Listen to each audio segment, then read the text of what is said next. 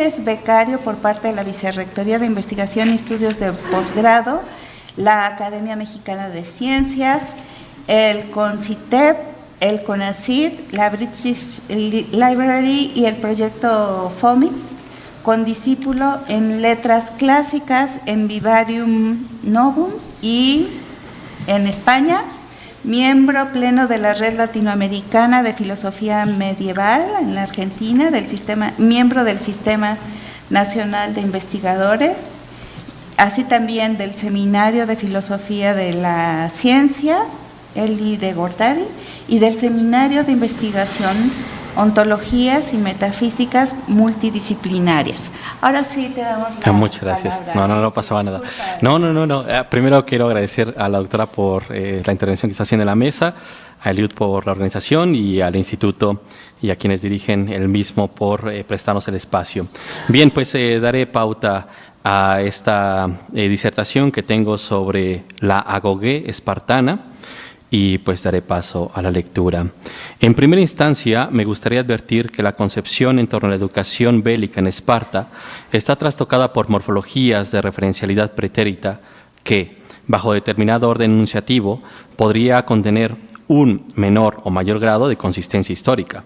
Por ende, se debe negar las contraposiciones proposicionales que o bien circunscriben un orden superlativo a la agoge espartana o ayuntan atribuciones perjudiciales, obstando su historicidad.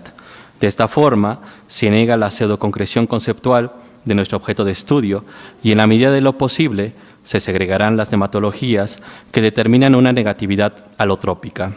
A su vez, se entiende que la agoge espartana puede ser estudiada en tanto sus meronimias constitutivas, vía analítica, pero apercibida en su holónimo histórico, modalidad sintética. Es decir, el deslinde de la agoge se constituye como tal a partir de sistemas complejos de concatenación relacional y, en este supuesto, la consideración de un solo fragmento de esas relaciones no podría dar cuenta de su naturaleza. Por lo cual, los atributos en torno a la agoge se saturan de sentido en tanto las relaciones fácticas que modulan el onónimo social espartano. Así, la rígida agoge adquirió matices en dependencia de su historicidad. Con ello, Jean Ducas piensa que los niños no serían arrancados por completo de sus familias para ser educados exclusivamente por el Estado, sino que seguirían existiendo, con cierto contacto, un vínculo entre padres e hijos, incluso diario, con lo que Estado y familia compartían la responsabilidad en la formación de las nuevas generaciones espartiatas, mientras Nigel Kennel ha puesto de relieve la creación tardía de bastantes aspectos de la agoge o sistema educacional, que lejos de remontarse a Licurgo, datarían de época helenística y romana, desde la cual se ha proyectado al pasado arcaico y clásico de la ciudad, empezando por el propio nombre de agoge, no atestiguado antes de mediados del siglo III a.C.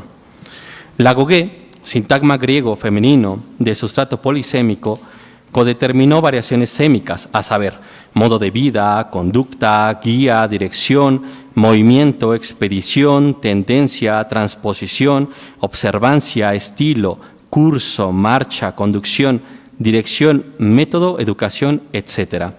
De esta forma, al troquelarse el vocablo agoge en Esparta, implicó el ayuntamiento de 6 campos semánticos, a saber, 1. Los linderos de la operatoriedad subjetual en la polis, 2. La circunscripción programática, 3. El núcleo rector frente a la distaxia, 4. El loteo como configuración eutáxica, 5. El sentido marcial, 6. El deslinde educativo. Es probable que los primeros puntos como prácticas permitieron establecer reglas de actuación basadas en la observación de concatenaciones diferenciales derivadas en un estema espartano respecto al holónimo de la paideia. Esta heterogeneidad implica una articulación o segregación, dado determinado proceso histórico, del conjunto extensional e intencional del vocablo agoge, por lo cual la idea límite de circunscripción al agoge se retraía o distendía en tanto la actualización de su historicidad. Véase la restricción del agoge como medida para obtener la ciudadanía espartana, junto con el nacimiento y la contribución a las comidas comunes. Empero, en tiempos posteriores se admitió a extranjeros a participar de este sistema educativo, los cuales recibían el nombre de trófimoi. Estos aspectos son fundamentales, dado que el mayor número de Trófimoi estaría formado principalmente por los hijos de las clases dirigentes de las ciudades del Peloponeso que pertenecían a su liga. Con ello, la Gogé fungía como núcleo rector interno de la polis y a su vez como nodo configurante de los pactos de la Liga del Peloponeso, que le permitía a Esparta distender su influencia en los acuerdos bilaterales con los demás miembros. De esta forma, la Gogé, como meronimia, circunscribe operaciones que superan el proceso de formación de los espartanos, recursando como sustrato de su proceder. A su vez, dicho nexo interno existe en función de una serie de codeterminaciones pretéritas. Así, la formación de los espartiatas empezaba en una edad temprana, probablemente a los 7 años, cuando la tutela de los niños era asumida por la polis, que lo distribuía en agellai, literalmente rebaños bajo el cuidado de aquellos a los que se consideraban más capacitados en cuanto a inteligencia y fuerza física, para imponer respeto.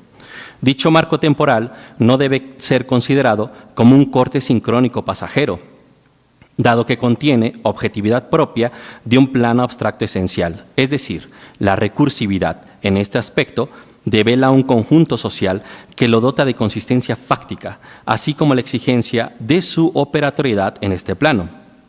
Si bien la formación en la Gogé comprometía la vida del futuro espartiata mediante las labores más extenuantes, no se obstaron otros aspectos que posibilitasen el ayuntamiento de lo corporal, lo subjetual, lo conceptual y lo trascendental, ¿no?, en sentido etimológico, no en sentido kantiano ni en las coordenadas de Filomat.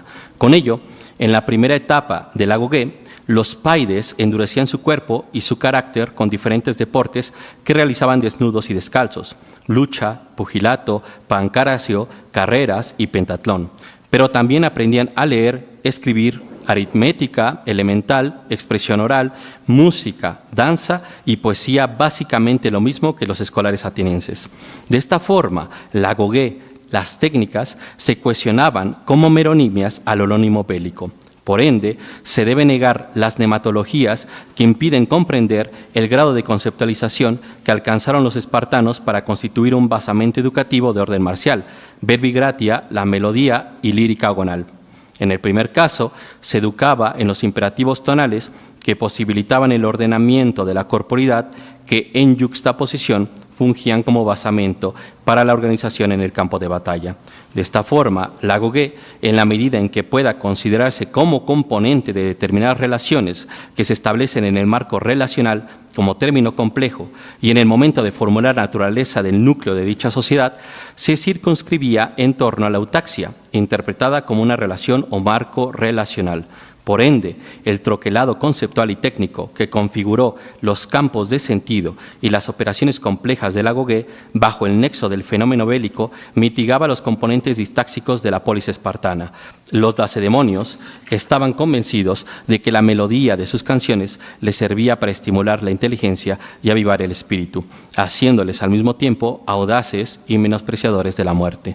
Con ello, la programática de la melodía agonal que se adquiría en el proceso de formación permitía que los espartiatas marcharan contra el enemigo al son del mismo aulos, que según Tucídides les servía para avanzar en derechura al compás sin que su formación se rompa, como le suele suceder a los ejércitos muy numerosos en la maniobra de acercamiento.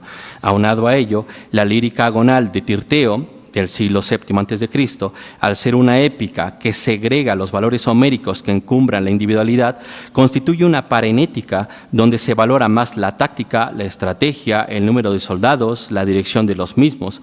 Es conducta solidaria, no de carácter personal, sometida a una férrea disciplina. Tirteo fue punto nodal en el proceso de la Gogé, dado que el autor medió conceptualmente una axiología fundamental en los procesos eutáxicos. Véase sus versos que evocan los aqueceres marciales: id todos cuerpo a cuerpo, con la lanza larga o la espada herid y acabar con el fiero enemigo, poniendo pie junto a pie, apretando escudo contra escudo, penacho junto a penacho, y luchad contra el contrario manejando el puño de la espada o la larga lanza.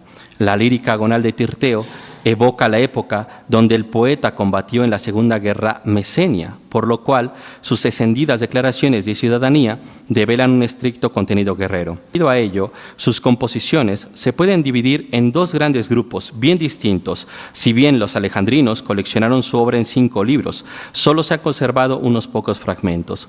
Los poemas dirigidos a los mayores, entre los que se cuenta el propio poeta y de padres de familia, de claro contenido político y social, y por otro lado, los poemas dirigidos a los jóvenes, en los que las exhortaciones ya no están constreñidas por el subjuntivo de cortesía, hagamos, o el futuro, haremos, sino por el rabioso imperativo de la segunda o tercera persona, luchad o hay que combatir.